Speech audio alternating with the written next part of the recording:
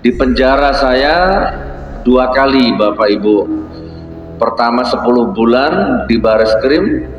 Waktu itu yang laporkan saya Gus Yakut, Menteri Agama, karena mencemarkan nama baik Banser katanya. Waktu itu alhamdulillah saya jalani 10 bulan. Nah, sekarang saya baca berita kemarin Gus Yakut dipanggil KPK, diperiksa ya, wallahu a'lam bishawab. Alhamdulillahirabbil alamin, ya Allah. Alhamdulillahilladzi ahsan tadbira al-kainat wa khalaqal ardina was samawat wa anzalal ma'a minal mu'sirat wa ansa'al habba wan nabat wa qaddaral arzaqa wal aqwat. Assalatu wassalamu ala Rasulillah Sayyidina Muhammadin dil mu'jizati dhahirat alladzi hasala min nurihi wujudul kainat. Wa qala rabbi shrah li sadri wa yassir li amri wahlul 'uqdatam min lisani yafqahu qawli. Qala Allah Ta'ala fi kitabihil karim, a'udzu billahi minasyaitonir rajim. Wa may yattaqillaha yaj'al lahu makhraja wa yarzuqhu min haitsu la yahtasib. Wa may yatawakkal 'ala Allahi fa huwa hasbuh. Innallaha balighu amrih. Qad ja'ala Allahu likulli syai'in qadra.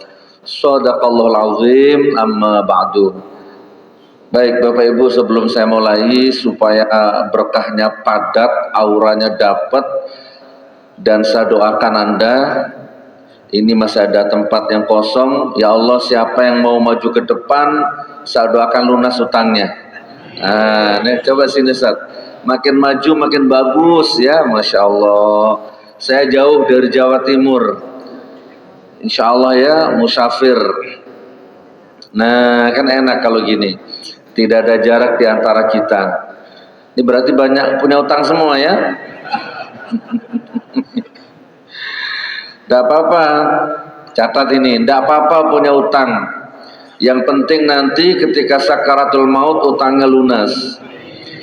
Jadi menghadap Allahnya itu nggak punya hisab, nggak berat hisabnya. Ya ayyatuhan nafsul mutmainnah,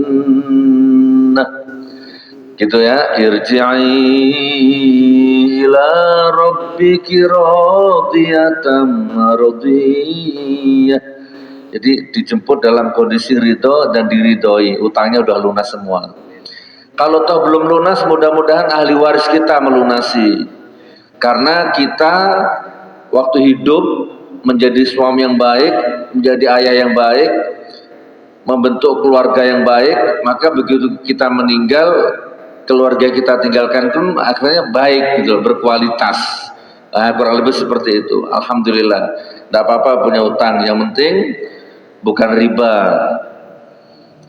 Gak enak kalau tidak punya utang ya, tapi enggak sih, paling enak tidak punya utang ya. Tidak punya utang banyak sedekah insya Allah. Baik Bapak Ibu, saya percepat seremonialnya. Terima dulu salam ta'zim saya, salam hormat saya untuk semua pengurus masjid ini, ketua DKM, ulama, kiai, tokoh masyarakat, tokoh adat. Terima salam ta'zim saya, salam hormat saya. Doakan saya mudah-mudahan perjalanan safar ini lancar. Ini 4 bulan ke depan saya belum istirahatin insya Allah. Surabaya, Malang, sejabodetabek, Padang dan sekitarnya, Pasaman, Solo, Bukit Tinggi kemarin itu. Terus sekarang ada di sini, insya Allah 1 minggu di sini, nanti balik lagi ke Batam, Kalimantan Timur gitu ya nak ya, di Palu ya, sampai nanti ke Aceh. Pasca saya bebas dari penjara kemarin, 25 April, saya bebas dari penjara 3 bulan yang lalu. Di penjara saya 2 kali Bapak Ibu. Pertama 10 bulan di Bareskrim. Waktu itu yang laporkan saya Gus Yakut, Menteri Agama, karena mencemarkan nama baik Banser katanya. Waktu itu alhamdulillah saya jalani 10 bulan. Nah, sekarang saya baca berita kemarin Gus Yakut dipanggil KPK, diperiksa ya, wallahu a'lam bishawab. Lalu saya bebas. Belum lama ditangkap lagi, di penjara lagi 4 tahun. Ini ngeri nih. tuntutannya 10 tahun, jadi jaksa nuntut saya 10 tahun, divonis 6 tahun. Jadi saya jalani kurang lebih 4 tahun. Kasusnya ijazah palsu. Ijazah palsu yang sampai sekarang belum pernah muncul. Allahu Akbar. Tadi malam saya diundang Kompas TV. Terus nanti hari Selasa, ada yang pernah lihat acara Rakyat Bersuara? iNews hari Selasa tuh jam 7, nanti saya hadir sana. Insya Allah Selasa pagi saya ke Jakarta sebentar, selesai iNews saya balik lagi ke sini nanti. Saya tidur di hotel nih daerah sini, nanti beliau yang tahu ini. Main-main ke hotel Pak ya. Jadi di penjara 4 tahun. Tapi saya tidak menyesal, saya tidak kapok. Waktu proses sidang berjalan, ada pengacara datang ke saya, Gus, ada kabar kalau Gus Nur mau minta maaf sama keluarganya Pak Jokowi, sama guru-gurunya Pak Jokowi atau siapalah, pokoknya minta maaf di media, itu sekarang Gus Nur bebas. Minta maaf sekarang bebas. Minta maaf sekarang, besok bebas. Tapi saya milih di penjara Pak, saya nggak mau bebas. Karena ini menyangkut prinsip. Ini menyangkut keyakinan. Dari awal saya sudah yakin ini amar ma'ruf nahi munkar. Itu dari awal sudah. Rasanya saya berat kalau harus menggagalkan itu, saya nggak mampu. Saya harus memberikan contoh kepada anak istri saya. Video-video saya, perjuangan saya ditonton anak istri saya. Saya selalu ngomong amar ma'ruf nahi munkar, hak-hak batil-batil, tidak boleh toleransi. Terus tiba-tiba saya harus kalah toleransi minta maaf, saya nggak bisa Pak. Ya, saya bisa kalahkan 1000 orang, tapi bukan itu yang hebat Pak. Yang hebat itu bukan yang kalahkan 1000 orang, yang hebat itu orang yang bisa mengalahkan egonya di depan anak istrinya, yang bisa mengalahkan egonya di depan bapak ibunya, ayah bundanya, yang bisa mengalahkan egonya di depan Al-Quran, di depan Allah. Jadi kalau waktunya sholat, tutup handphonenya, sholat, tegakkan tepat waktu. Waktunya sholat, tutup tokonya, tegakkan sholat tepat waktu. Ada tamu, walaupun presiden, waktunya sholat, tutup pertemuannya, ajak sholat dulu presidennya, tepat waktu. Nah, itu baru hebat itu Pak. Berantem sama istrinya, suami istri berantem, cekcok tinggi, tiba-tiba azan, Allahu Akbar, Allahu Akbar. Nah sebagai suami, sebagai presiden, stop. Manggil apa sama istri? Di sini manggil apa? Yayang, bebek. Nah, yang gimana nih yang lagi berantem ini? Adzan. Sebagai suami, aku perintahkan kita sholat dulu berjamaah.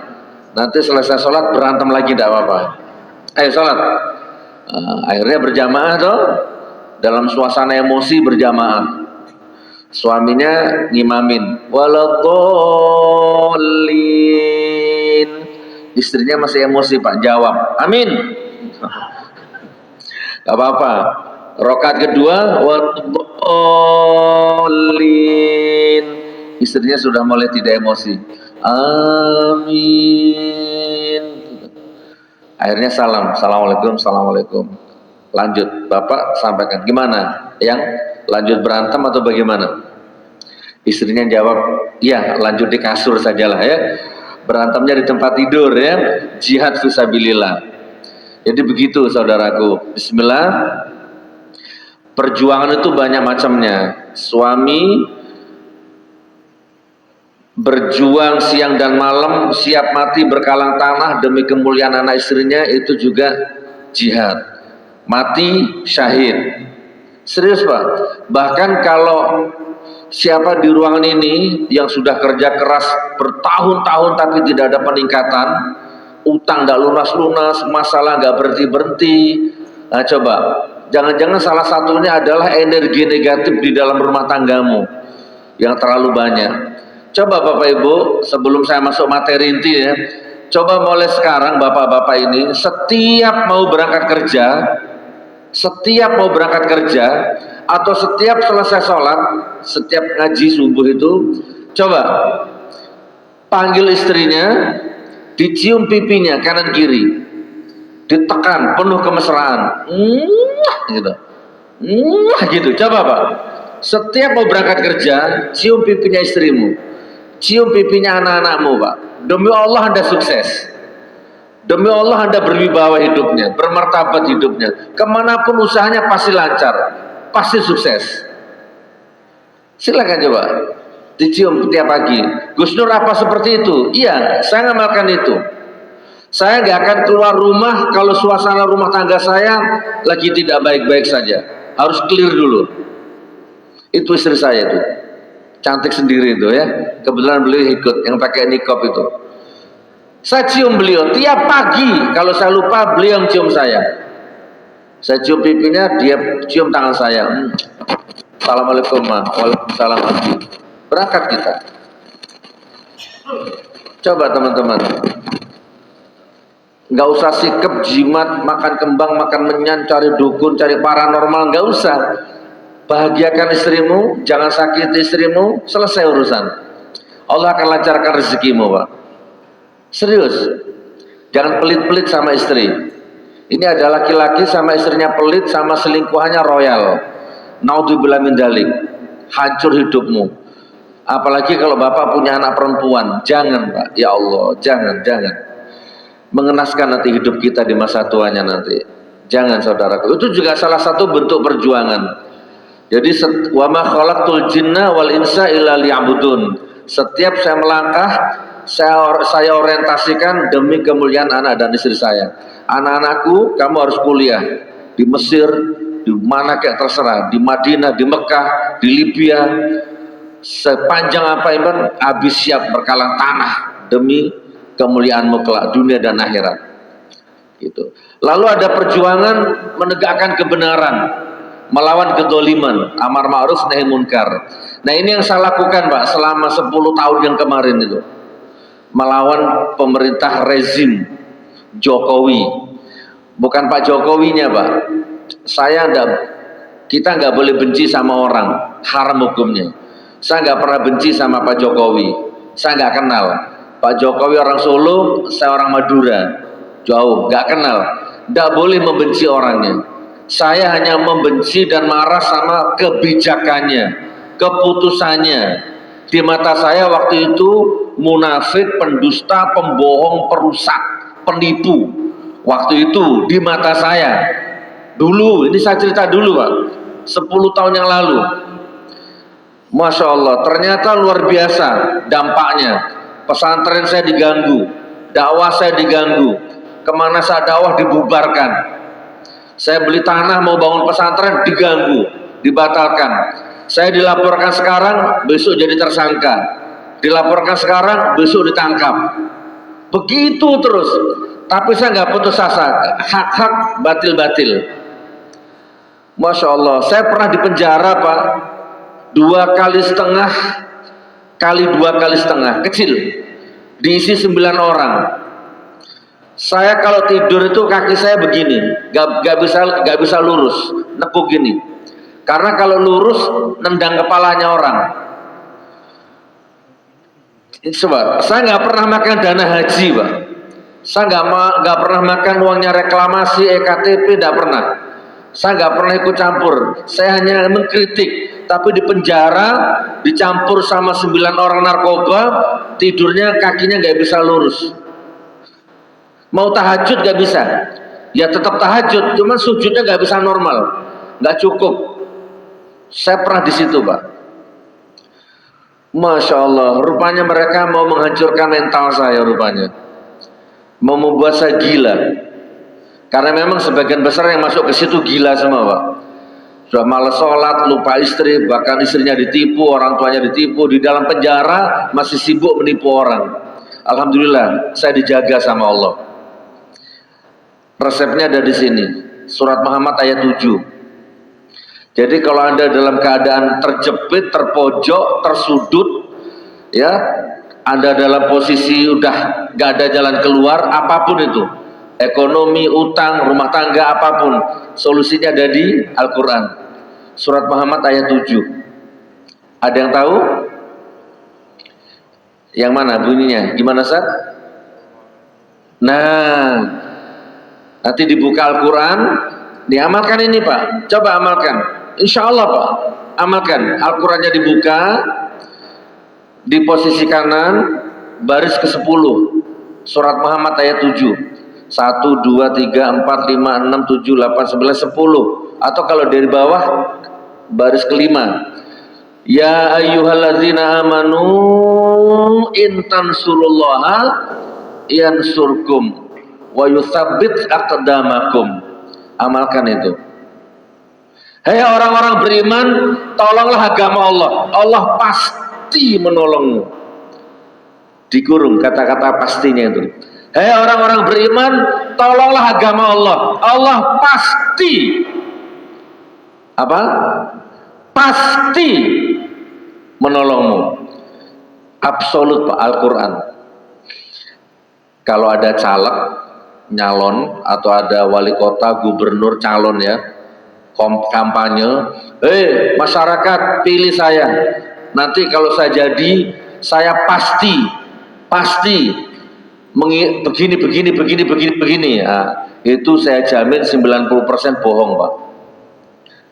Kalau caleg, mau calon gubernur, calon wali kota, calon anggota legislatif, kalau kampanye dia ngomong pasti bohong Pak. Tapi ini Allah yang ngomong, tolonglah agamaku, aku pasti menolongmu. Absolut gak mungkin bohong.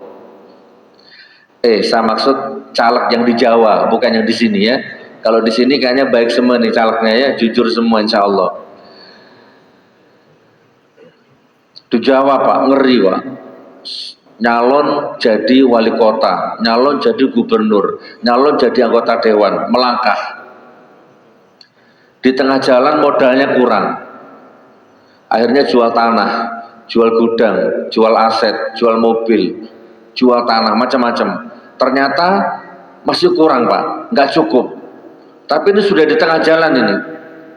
Mau mundur nggak mungkin karena sudah banyak modal keluar, 5 miliar, 6 miliar, mau maju nggak mungkin, uangnya habis, modalnya nggak ada. Nah pada titik itu datang pemodal, boleh oligarki, boleh bandar, boleh apa. Kalau nasional mungkin 9 naga, kalau provinsi 9 cacing mungkin ya, dimodali Pak.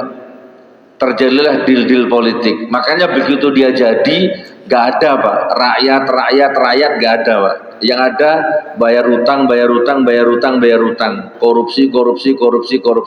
Dia lupa kalau dia disumpah sama Quran. Makanya rata-rata hidupnya hancur, jabatannya gak berkah. Karena dari awal sudah salah sistemnya. Itu Pak. Tapi ini Allah yang bilang, tolong agama Allah, Allah pasti menolongmu. Ayo Pak, mulai sekarang saya ceramah ini insya Allah 25 menit ke depan ini, ayo tolong agama Allah, tolong agama Allah, tolong agama Allah, tolong agama Allah. Kenyangkan perut-perut yang kelaparan walaupun perutmu sendiri lapar. Kenyangkan perut orang yang lapar walaupun perutmu lapar. Bangun harapan orang walaupun harapanmu gak jelas. Bahagiakan orang walaupun hatimu gak bahagia. Itu sama dengan menolong agama Allah. Makmurkan masjid, deres Al-Quran, baca Qurannya, ya kan, bahagiakan anak istri, ya tadi tuh bantu orang sebanyak-banyaknya, itu menolong agama Allah. Kalau ini Anda terapkan, insya Allah Pak, insya Allah, ya Allah. Saya di penjara, ada orang datang ke saya, Gus Nur, minta uangnya atau pinjam uangnya 2 juta. Istri saya mau melahirkan, pas saya nggak punya duit, belum ada yang besuk, tidak pegang uang sama sekali, pinjam uangnya 2 juta Gus Nur. Oke. Saya tanya, kamu kenapa kau masuk penjara? Istri mau melahirkan, kamu masuk penjara, kenapa? Saya nyuri motor, apa namanya, sepeda motor. Saya nyuri motor Gus, ya untuk saya jual untuk biaya anak istri saya lahirkan, biaya istri melahirkan. 2 hari 3 hari saya tawar-tawarkan gak laku-laku. Akhirnya saya foto, saya jual online di Facebook. 1 jam saya posting, datang pembeli, alhamdulillah. Yang beli yang punya motor, bawa polisi. Akhirnya ditangkap. Besok istri saya mau melahirkan Gus, 2 hari lagi mau melahirkan. sudah pecah apa namanya Bu, ketuban ya. Saya bilang sama beliau, Mas, di sini ada 650 napi. Coba sampean ke sana dulu, usaha ke yang lain dulu, nanti kalau nggak ada baru ke saya. Saya bilang begitu karena saya nggak pegang duit Pak, tapi saya nggak mau mematahkan harapan orang, nggak mau saya. Siapa tahu 1 menit 2 menit ke depan Allah kasih rencana lain gitu ya, maka saya suruh ke yang lain. Ternyata beliau jawabnya gini, sudah Gus Nur, sudah saya datangi semua, nggak ada yang mau bantu. Oke, kalau gitu Mas, di pojok sana ada kamar kecil, cuma isi 8 orang, blok B8. Coba sampean ke sana, itu banyak duitnya, karena isinya koruptor semua, penggelapan pajak di sana semua. Yang lain kalau makan nasi jatah, di sana kalau makan GoFood, koruptor semua. Silahkan ke sana. Kalau 2 juta kecil itu. Sudah Gus, saya sudah ke sana, tapi nggak ada yang mau ngasih. Lo coba Pak. Oh iya ya, saya baru sadar ini penjara. Penjara itu nafsi gitu ya. Jadi akhirnya ya sudah Mas, kalau gitu kenapa mic-nya mati? Kenapa Ustaz? Jackson. Oh, bagian aja ya. Cek. Sampai di mana tadi? Oh ya. Oke, kalau gitu tunggu di sini Mas. Saya ambilkan uang. Kebetulan hari ini saya dapat rezeki besar. Padahal gak ada rezeki Pak. Saya masuk ke kamar, saya pinjamkan uang kas. Jadi ini ada nggak yang pernah masuk penjara? Angkat tangan. Tidak ada ya? Di penjara itu ada iuran tiap minggu Pak. Anak-anak kamar gitulah ya. Tidak tahu itu apa itu. Mas pinjam uang kasnya 2 juta. Saya pinjam, baru saya kasihkan dia. Mas, tidak usah minjam, tidak usah ngutang. Nih bawa pulang, biayai istrimu melahirkan. Pakein aja nggak apa-apa Ustaz. Cek. Pakai biaya kelahiran istrimu, bawa pulang. Ini yang saya maksud, ini masuk kategori intan surullah Pak, yang surkum. Lakukan ini. Tidak harus punya uang Pak. Coba nanti kalau sudah pulang Bapak Ibu, kalau sudah pulang nanti diketik YouTube-nya ya. Diketik YouTube, Gus Nur bedah rumah Madura gitu, ada di YouTube. Nanti kalau sudah di rumah, apa? Gus Nur bedah rumah Madura. Jadi waktu itu Bapak Ibu, saya lagi bangun rumah, belum selesai di Kota Malang. Saya masih ngontrak. Saya punya pesantren di Palu Pak. Ada yang tahu? 3 lantai, pondok pesantren tahfidz Quran, gratis. Itu pesantren saya viral waktu itu karena waktu ada gempa tsunami di Palu, luluh lantah itu semua bangunan di sekitar pesantren saya itu. Qadarullah pesantren saya utuh Pak, nggak retak, nggak pecah, nggak ngapa-ngapain, masih ada di YouTube. Semua relawan yang datang ke sana poskonya di pesantren saya itu. Nah, karena di sana ada gempa macam-macam, provinsinya dari provinsi mati itu di Palu itu Pak. Maka saya dan keluarga hijrah ke Malang Jawa Timur, ngontrak rumah di sana. Rencana nanti kalau sudah Palu kondusif, saya balik lagi ke Palu. Karena ada santri 350 waktu itu Pak. Akhirnya saya ngontrak di Malang. Qadarullah nggak lama ada rezeki, kok istri saya minta dibuatkan rumah di situ, di Malang. Ya sudah kita buat. Lagi bangun 30%, tiba-tiba WA-nya bunyi, WA saya, ting. Perhatikan Ustaz, ini ilmu. Anda amalkan demi Allah. Minta kita ketemu lagi, nanti ada takdir ketemu lagi, Anda sukses. Amalkan ini. Ada WA masuk, ting, apa ini? Ternyata ada foto, ada tulisan, Assalamualaikum Gus Nur, ini ada orang 2, Bangkalan dan Madura, Bangkalan dan Pamekasan, yang satu ustadz, yang satu muadzin, rumahnya roboh, fakir miskin, roboh nggak bisa ditempati, sudah 2 tahun. Camatnya kan ke sana, lurahnya ke sana, relawan di foto-foto, tapi nggak pernah dieksekusi. Saya lihat fotonya, ya Allah, kasihan Pak. Nah ini yang saya heranin, Indonesia ini Pak. Haram hukumnya pemimpin tidur enak, sementara rakyatnya kelaparan. Itu haram hukumnya Pak. Ini kemana lurahnya, kemana camatnya gitu loh. Subhanallah, akhirnya saya panggil istri saya sama anak saya. Kameramen itu anak saya, ini menantu saya. Itu istri saya panggil. Ma, sini, saya manggil mama. Mama, sini sayang. Tak tunjukkan fotonya, coba lihat Ma. Ini orang Madura, rumahnya roboh. Dilihat sama istri saya. Masya Allah, astagfirullah bi. Ya sudah kata istri saya, rumah kita tunda dulu, kita pending dulu. Ini kita selesaikan dulu. Akhirnya kita sekeluarga ke sana. Sampai di sana saya izin sama ustadznya itu. Ustadz, saya bantu rumahnya, saya bangun, tapi izin saya syuting, saya masukkan YouTube. Bukannya teriak, supaya bupatimu nonton, wali kotamu nonton, presidenmu nonton. Itu niat saya. Biar kebuka mata mereka. Boleh nggak? Boleh Gus, nggak apa-apa. Akhirnya saya syuting. Dari peletakan batu pertama sampai gunting pita. 2 bulan, 3 bulan selesai 2 rumah Pak. Pulang lagi saya ke Malang, perhatikan, rumah masih ngontrak, lihat rumah belum selesai, tapi rumahnya orang selesai duluan. Ada kepuasan batin yang tidak bisa dilukiskan dengan uang Pak. Itu yang saya maksud, intan surullah yang surkum, itu yang saya maksud Pak. Coba amalkan Pak, insya Allah. Jadi walaupun Indonesia nanti bencana alam bubar, itu di Jakarta, di sini aman nanti. Baldatun thayyibatun wa rabbun ghafur. Kenapa? Karena masyarakat di sini, terutama antum-antum ini, lapang dadanya, lapang pikirannya, lapang jiwanya. Gak ada pikiran merampok harta orang. Beda kalau Jakarta Pak, pejabatnya, perutnya sudah gendut, bingung mikir hartanya orang. Rekeningnya sudah banyak, bingung merampok hartanya orang. Naudzubillah min dzalik. Alhamdulillah rumahnya sudah selesai. Itu ada di YouTube, Gus Nur bedah rumah Madura gitu. Gimana kira-kira? Pak, Anda belum punya rumah, lagi ngontrak atau bangun belum selesai, tiba-tiba ada orang minta dibuatkan rumah. Anda panggil istri Anda, adek sini, ini ada orang minta dibuatkan rumah. Kira-kira jawaban istrinya gimana Ustaz? Kira-kira istrinya Bapak mau jawab gimana? Gimana Ustaz? Jangan-jangan istrinya Bapak jawabnya begini, Bapak kesurupan di mana gitu ya? Kitanya belum selesai rumahnya gitu ya.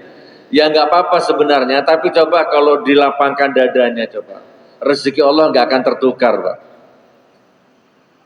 Siapa di ruangan ini yang dikejar utang 100 juta, 500 juta, 1 bulan harus lunas. Ini tak kasih ilmunya. 1 miliar 1 bulan harus lunas. Gampang Pak. Kalau memang sudah nggak ada yang dijual, nggak ada aset untuk dijual, ya sudah, nggak usah dipikirkan utangnya, hadapi saja. Mulai sejak itu bangun algoritma. Ada yang punya uang 100 atau 50, saya kasih contoh. Mas Yoga, Rizky ada 50, 100, saya kasih contoh. Coba diamalkan ilmu ini. Nah, siapa namanya Pak Haji? Pak Abridar. Nah, Pak Abridar, bayar utang Anda 100 juta. Saya kasih tempo 1 minggu. Secara akal nggak mungkin Pak, 100 juta 1 minggu. Sementara sekarang cuma punya uang 50 ribu. Gimana caranya?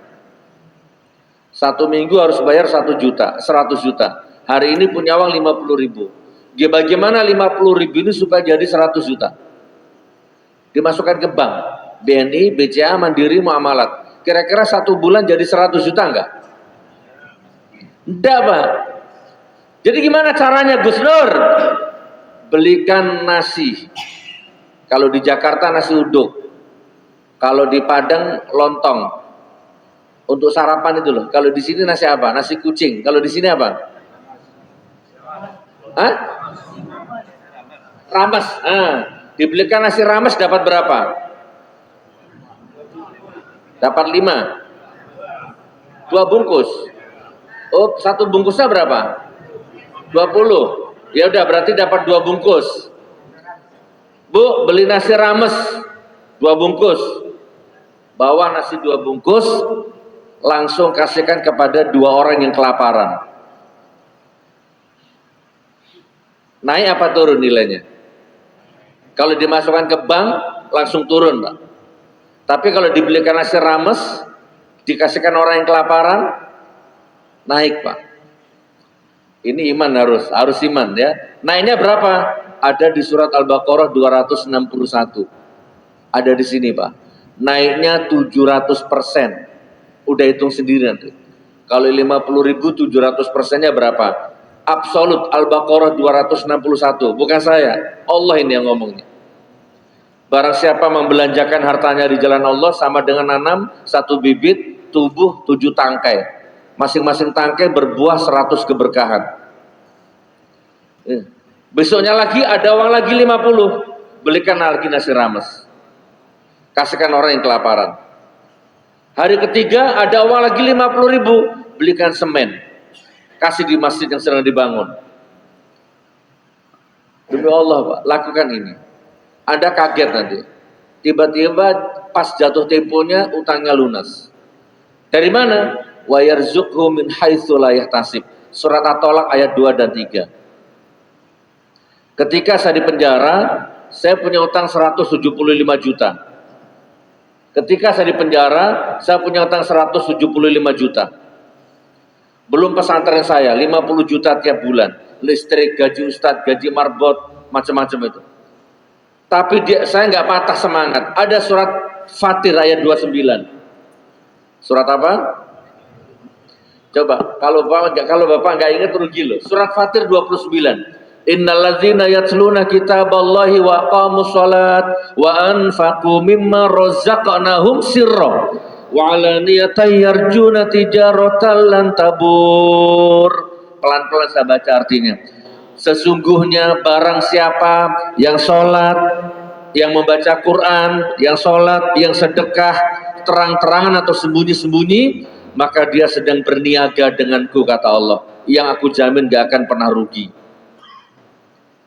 Jadi kalau utangnya di atas 2 miliar, satu hari 1 juz Pak. Bangun jam 1 malam.